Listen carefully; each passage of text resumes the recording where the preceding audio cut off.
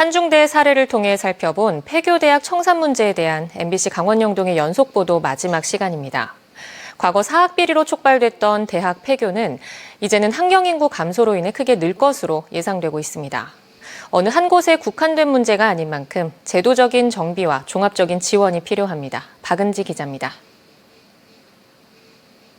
2000년 이후 국내에서 폐교한 대학은 한중대를 비롯해 모두 10곳입니다. 이 중에 청산이 끝난 곳은 한 곳뿐입니다.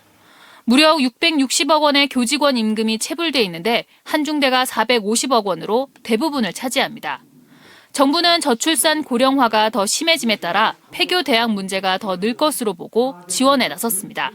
대학 역량 진단 등을 통하여 적정 규모화를 유도하고 한 개 대학의 구조개혁 및 폐교 청산을 지원해 나가겠습니다. 최근 사립학교법과 한국사학진흥재단법 일부 개정안이 국회 본회의를 통과했고 내년부터 사학진흥기금의 청산 지원 개정이 만들어집니다. 국고로 귀속되던 해산된 학교법인의 남은 재산은 이제는 사학진흥기금으로 임금체불 해결 등에 쓸 수 있게 됐습니다. 하지만 법인이 해산하지 않고 파산한 상태로 남아있는 한중대는 여기에 적용되지 않는 문제가 있습니다. 기재부에서 체불 임금 전체를 반영을 해줄지 말지는 조금 아직 심의를 안 거쳐가지고 저희도 알 수 없는 상황인데 일단 예산 신청은 전액을 하긴 했습니다. 한중대 포함해서. 폐교대학 문제를 종합적으로 관리하는 전담 조직의 필요성도 있습니다. 한중대 사례는 관리 권한이 교육부에서 교육청으로 넘어갔는데 업무의 연속성과 전문성이 부족하고 결과적으로 관리에 구멍이 생기는 문제가 발생합니다. 폐교대학 구성원에 대한 안전망도 없어 최근 폐교대학 교직원들은 헌법 소원까지 냈습니다.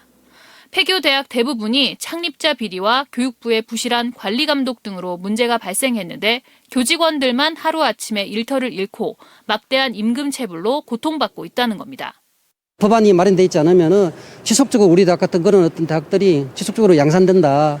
이건 사회적인 문제가 된다는 거죠. 지금 한 대학이지만 앞으로는 많은 어떤 교수들의 직원들이 이제 이런 어떤 상황을 맞이해야 될 거고. 학령 인구 감소로 인한 대학 폐교가 도미노처럼 이어질 것으로 예견되고 있는 가운데 그 충격이 학교 구성원뿐만 아니라 주변 지역 사회까지 영향을 미치는 것을 감안한 종합적인 제도 마련이 필요해 보입니다. MBC 뉴스 박은지입니다.